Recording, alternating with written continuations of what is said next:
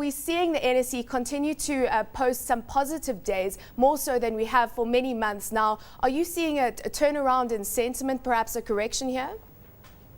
Well, thank you very much, Samantha. Very good observation there, especially in terms of how the market is behaving. The positive sentiments are very welcome as at this point, especially noting the fact that we are seeing some of the positive results that are coming through, especially from the banking sector. And definitely, as we go on towards the close of the year, we should be expecting other positive results for some of these other institutions. Looking at it in terms of the market, yes, we seem to have hit some sort of support level, especially in terms of the selling side, because we are seeing sellers being more conservative in terms of the exit prices. And hopefully, as we cross over into the new year, the numbers that are coming through are going to support the performance of the market.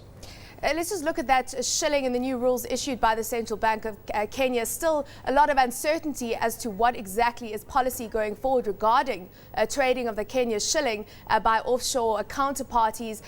Do you have any more clarity on what this means and which banks are likely being targeted by the governor? Well, Samantha, definitely looking at it in terms of how the shilling has been behaving, especially for the bigger part of this year, definitely there has been a lot of uncertain behavior in terms of the trend of the shilling, and because of that, you've been seeing Central Bank coming out very strongly in terms of trying to see whether it can be able to regulate the position. And some of the measures that it has taken have not seemed to come through, and this new measure definitely is creating a bit of a lot of question marks in terms of what specifically Central Bank is up to. We have seen banks writing to the Central Bank asking for clarity on the matter, and definitely if they're going to be able to sit through and explain what could be happening in terms of the new rule, definitely that would be something going forward that would help the shilling. But looking at it in terms of what Central Bank could be, their long-term objective definitely is to try to make sure that the shilling is a bit cushioned, because what you've seen this year, the depreciation has been fairly very strong and has had quite an effect in terms of the overall economic picture. Do you think there's specific banks that are being targeted or that could be affected by this? Well, looking at it in terms of the foreign exchange market, there are some specific banks that have been very active on that front, especially looking at it in terms of the kind of reserve that they have. Most likely we'll be talking about some of the biggest bank in terms of capital base, and also some of the banks that have a lot of foreign transactions in terms of the agency agreements and those kind of cushioning agreements that we are seeing. Some of them that we could be also looking at are people like CFC Stanbic. We're looking at people like Kenya Commercial Bank, Barclays, and Standard Chartered.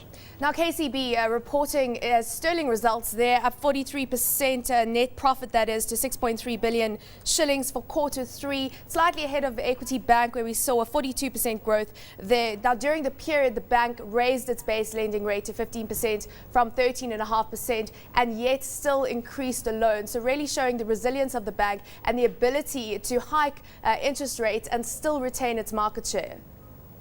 Well, looking at it in terms of the numbers, yes, that's very positive for Kenya Commercial Bank. Equity Bank has sustained #1 in terms of the double-digit growth, but definitely this time KCB has tended to have taken the top seat, even as we await the numbers from these other banks. But looking at it in terms of the KCB numbers, just like you observed, the numbers are fairly strong and positive, something that we must be very happy about, especially in a recessionary environment that we're operating in at the moment. Looking at it in terms of their loan book, definitely that's one area they've really focused on. I guess their savings and loans product definitely has been able to boost in a lot in terms of the performance, but going forward, I guess it's a bit of a concern because we are getting into an electioneering year, which creates a bit of a stagnant economic situation. And my concern right now would be their non-performing loans portfolio, just to make sure that they put the necessary precautions and as well as provisions for that as well.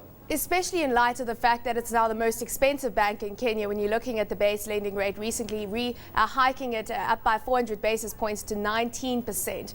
Are there any indications of how this might affect that bad loan book? Well, looking at it in terms of their argument for the move, looking at it in terms of the inflation situation that we're seeing in the country, where we're seeing well over 17% inflation rate, it's basically supported by what is happening in terms of the market. But looking at them in terms of their competitive advantage, definitely that's a concern, because we're seeing Equity Bank being strong in terms of not revising their rates, and most of these other banks have not been quick to revise their rates, and definitely that might affect them in terms of issues to do with default, or even people opting to refinance their loans or exit to other areas. But definitely I'm sure they have been able to do their background check and prepare especially some of their key accounts to be able to cushion that. But hopefully my assumption is that this is a very short-term measure, and hopefully once the interest rate regime comes into some level of stability, we should see them reversing back. Management also counting on growth in the East African region to perhaps cushion against some of the slowdown that is expected in the Kenyan region. Just tell us about the type of profitability and growth that we're seeing in its subsidiaries in Uganda, Tanzania, South Sudan and Rwanda? But looking at it in terms of their group results as opposed to the bank, basically the Kenyan economy has been taking the lion's share of some of the profitability reports that we've been getting, but they have been well positioned. You're looking at some of them taking advantage of Southern Sudan and these other regions that they've been able to venture into. And especially right now that we're seeing the general economic trend, especially in terms of the Eastern African region, not doing very well. We are seeing, especially in terms of what you've been seeing in the foreign exchange market, they might not be able to really cushion their performance as such. And it seems like their focus is still very much in the Kenyan market. But look at it in terms of their outlets. We are seeing them trying to make sure that they interlink most of their operations, especially some of these outlets, and definitely that's going to boost their performance. But look at it in terms of their expansion strategy. We've seen them being a bit more careful, and hopefully now that they are not expanding as much, we are going to see more profitable growth in terms of some of these regional expansion. So a period of consolidation really for KCB ahead. Let's take a look at the overall positioning of your portfolio. You're skewed towards the bond market, given the fact that yields there are just so attractive at this point in time. Just take us through your strategy when it comes to investing and the type of stocks that you would be betting on in the equity market.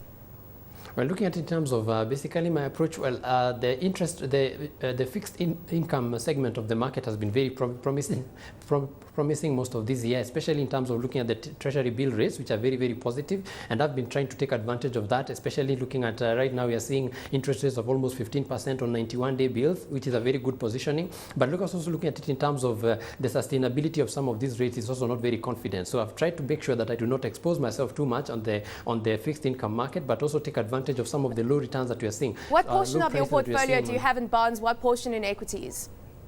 Well, looking at it right now is 60-30 and 10% cash. In terms of equities, which are your top stock picks? Equities, I'm looking at the financials, especially banking sectors. We are looking at Kenya Commercial Bank, Cooperative Bank, Equity Bank, and also trying to take a position also on Kenya Power and Lighting.